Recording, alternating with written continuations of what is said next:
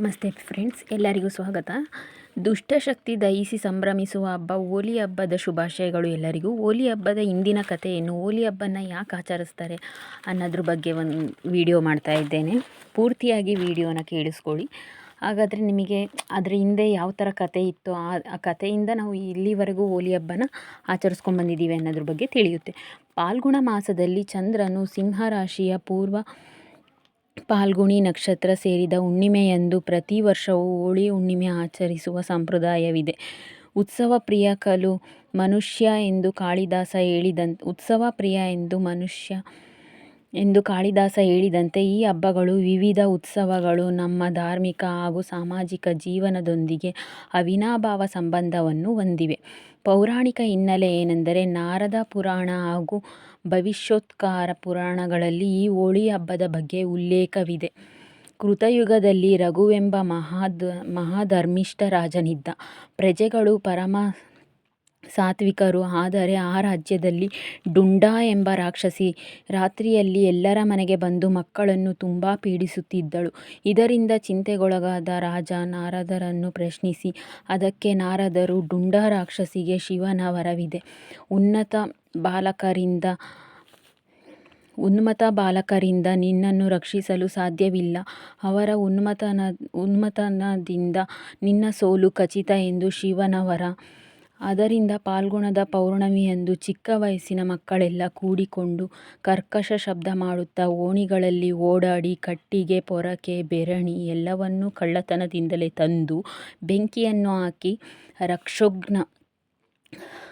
ರಾಕ್ಷೋಘ್ನ ಮಂತ್ರಗಳಿಂದ ಹೋಮಿಸಿ ಆ ಅಗ್ನಿಗೆ 3 ಪ್ರದಕ್ಷಿಣೆ ಹಾಕಿ ಜೋರಾಗಿ ನಗುತ್ತಾ ಯಥೇಚ್ಛವಾಗಿ ಅವ್ಯಾಚ್ಯ ಶಬ್ದಗಳನ್ನು ಬಳಸುತ್ತಾ ಅವಳಿಗೆ ಬೈಯುತ್ತಾ ದುಷ್ಟಶಕ್ತಿಗಳೆಲ್ಲ ಹೋಮದಲ್ಲಿ ಲೀನಗೊಂಡು ನಾಶಗೊಳ್ಳಲಿ ಎಂದು ಪ್ರಾರ್ಥಿಸಬೇಕು ಎಂಬ ವಿಧಿಯನ್ನು ನಾರದರು ತಿಳಿಸುತ್ತಾರೆ. ಇದರಿಂದ ಭಯಗೊಂಡ ಡುಂಡೆಯು ನಾಶ ಹೊಂದುವಳು ಎಂದು ತಿಳಿಸುತ್ತಾರೆ. ಚಿಕ್ಕ ಶಿಶುಗಳನ್ನು ಇಂದು ಹೊರಗೆ ತರದೆ ಮನೆಯಲ್ಲಿಯೇ ರಕ್ಷಿಸಬೇಕು ಎಂದು ಹಿರಿಯರು ಹೇಳುತ್ತಾರೆ.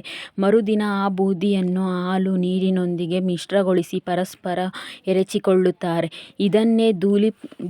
ಇದನ್ನೇ ಧೂಳಿ ಪ್ರಕ್ಷೇಪ ಕ್ರೀಡಾ, ಧೂಳೆಂಡಿ ಎಂದು ಕರೆದಿದ್ದಾರೆ. ಹೀಗೆ ನಕಾರಾತ್ಮಕತೆಯನ್ನು ಸಮಾಜದಿಂದ ಹೊರಹಾಕಲು ದುಷ್ಟಶಕ್ತಿಯ ದಹನ ಮಾಡಿ ಸಂಭ್ರಮಿಸುವುದೇ ಇದರ ಸಂಕೇತ. ಇನ್ನೊಂದು ಪುರಾಣದ ಉಲ್ಲೇಖವೇನೆಂದರೆ, ಹೋಲಿಕಾಸುರೆ ಎಂಬವಳು ಹಿರಣ್ಯಕಶಿಪುವಿನ ಸಹೋದರಿ. ಅವಳಿಗೆ ಬೆಂಕಿಯಿಂದ ಎಲ್ಲವನ್ನೂ ಸುಡುವ ವಿಶೇಷ ವರವಿತ್ತು. ಭಕ್ತ ಪ್ರಹ್ಲಾದನನ್ನು ಬೆಂಕಿಯಲ್ಲಿ ಹಾಕಿ ಸುಡಲು ಯತ್ನಿಸಿದಳು. ಆದರೆ ಭಕ್ತಿಯ ಜಯವಾಗಿ ದುಷ್ಟಶಕ್ತಿಯ ಅಂತ್ಯವೆಂಬಂತೆ ಅದೇ ಬೆಂಕಿಯಲ್ಲಿ ಅವಳು ಸುಟ್ಟು ಭಸ್ಮವಾದಳು. ಧರ್ಮಕ್ಕೆ ಎಂದಿಗೂ ಜಯವಾಗುತ್ತದೆ ಎಂಬ ಸಂದೇಶವನ್ನು ಸಾರಲು ಪ್ರತಿ ವರ್ಷ ಈ ಹೋಲಿಕಾ ದಹನ ಮಾಡಿ ಪರಸ್ಪರ ಬಣ್ಣ ಎರಚಿ ಸಂಭ್ರಮಿಸುವ ಪದ್ಧತಿ ಇದೆ. ಕಾಮದಹನ. ಮಹಾವೈರಾಗ್ಯ ಶಿಖಾಮಣಿಗಳಾದ ರುದ್ರದೇವರ ತಪಸ್ಸಿಗೆ ಅಡ್ಡಿ ಮಾಡಬೇಕೆಂದು ಮನ್ಮಥ ಪ್ರಯತ್ನಿಸಿದ. ಆದರೆ ತ್ರಿಲೋಚನನ 3ನೇ ಕಣ್ಣಿನ ಜ್ವಾಲೆಗೆ ಕಾಮ ಸುಟ್ಟು ಬೂದಿಯಾದ. ಅವನ ಹೆಂಡತಿ ರತಿಯ ಪ್ರಾರ್ಥನೆಗೆ ಶಿವನು ಕಾಮನು ಅನಾಗನಾಗಿ ಬದುಕಲಿ ಎಂದು ಆಶೀರ್ವದಿಸಿದ.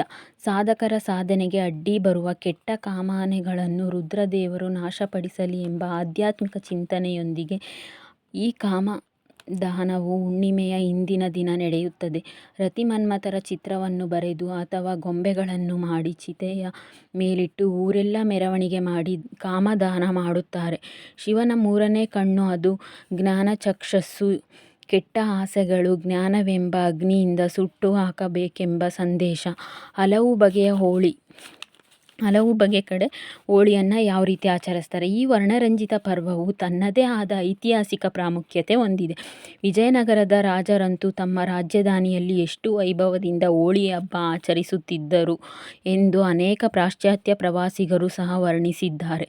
ಉತ್ತರ ಕರ್ನಾಟಕದಲ್ಲಿ ಹುಣ್ಣಿಮೆಯಿಂದ 5 ದಿನಗಳವರೆಗೆ, ಅಂದರೆ ರಂಗಪಂಚಮಿಯವರೆಗೆ ಬಣ್ಣ ಆಡುತ್ತಾರೆ. ಇಂದಿನ ದಿನವೇ ಕಾಮದಹನ, ಹೋಲಿಕಾ ದಹನ ಮಾಡುತ್ತಾರೆ.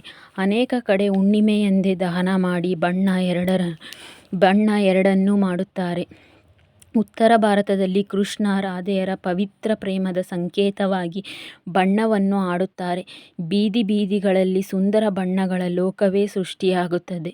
ಬಣ್ಣಗಳಲ್ಲಿ ಮುಚ್ಚಿಹೋದ ಮಕ್ಕಳ ಮುಖವಂತೂ ನೋಡಲು ಬಲು ಚೆಂದ. ವಿಶೇಷ ಎಂದರೆ ಈ ಬಾರಿ ಹುಣ್ಣಿಮೆಯಂದು ಗ್ರಹಣ ಬಂದಿರುವ ಕಾರಣ ಹೆಚ್ಚಿನ ಸಂಖ್ಯೆಯಲ್ಲಿ ಎಲ್ಲರೂ ಮರುದಿನ ಬಣ್ಣವಾಡುತ್ತಾರೆ. ಹಬ್ಬದ ಹೆಸರಿನಲ್ಲಿ ಮದ್ಯಪಾನ ಮಾಡಿ ಅಸಭ್ಯತನದಿಂದ ವರ್ತಿಸುವುದಾಗಲಿ ಅಶ್ಲೀಲ ಹಾಡುಗಳೊಂದಿಗೆ ಸ್ತ್ರೀ ಪುರುಷರೆಂಬ ಗೌರವವನ್ನು ಮರೆತು ವರ್ತಿಸುವುದು ಭಾರತೀಯ ಸಂಸ್ಕೃತಿಯಲ್ಲ. ನಕಾರಾತ್ಮಕ ಶಕ್ತಿ, ದುಷ್ಟಾಂಕು ಸಂಸ್ಕೃತಿ ಎರಡಕ್ಕೂ ಅಂತ್ಯಗೊಳಿಸುವುದೇ ಈ ಹಬ್ಬದ ಸಂದೇಶ. ಸಮಾಜದಲ್ಲಿ ಪರಸ್ಪರ ಒಗ್ಗಟ್ಟು, ಪ್ರೀತಿ ಗಟ್ಟಿಗೊಳಿಸಿ ದ್ವೇಷ ಮರೆತು ಆನಂದದಿಂದ ಒಂದಾಗುವ ಸಂದೇಶ ಸಾರುವುದೇ ಈ ಬಣ್ಣದ ಹಬ್ಬ. ನೋಡಿದ್ರಲ್ಲ ಈ ಬಣ್ಣದ ಹಬ್ಬದ ವಿಶೇಷತೆ, ಅದರ ಹಿಂದಿನ ಕಥೆ ಅಂತ. ನಿಮಗೆ ನನ್ನ ಚಾನಲ್ ಇಷ್ಟವಾದಲ್ಲಿ ದಯವಿಟ್ಟು ನನ್ನ ಚಾನಲ್ನ ಲೈಕ್ ಮಾಡಿ, ಸಬ್ಸ್ಕ್ರೈಬ್ ಮಾಡಿ, ಸಪೋರ್ಟ್ ಮಾಡಿ. ಇದೇ ಥರ ನೀವು ಸಪೋರ್ಟ್ ಮಾಡ್ತಾಯಿದ್ರೆ ಮುಂದಿನ ವೀಡಿಯೋ ಮಾಡೋದಕ್ಕೆ ನನಗೂ ಒಂದು ಮುಂದಿನ ವೀಡಿಯೋಗಳನ್ನು ಮಾಡೋದಕ್ಕೆ ನನಗೂ ಒಂದು ಸ್ಪಿರಿಚುವಲ್ ಸಿಗುತ್ತೆ, ಒಂದು ಮೋಟಿವೇಶನ್ ಸಿಗುತ್ತೆ. ಪ್ಲೀಸ್ ನನ್ನ ಚಾನಲ್ನ ಲೈಕ್ ಮಾಡಿ, ಸಬ್ಸ್ಕ್ರೈಬ್ ಮಾಡಿ, ಸಪೋರ್ಟ್ ಮಾಡಿ. ಇದೇ ಥರ ಮುಂದಿನ ವೀಡಿಯೋದಲ್ಲಿ ಸಿಗೋಣ.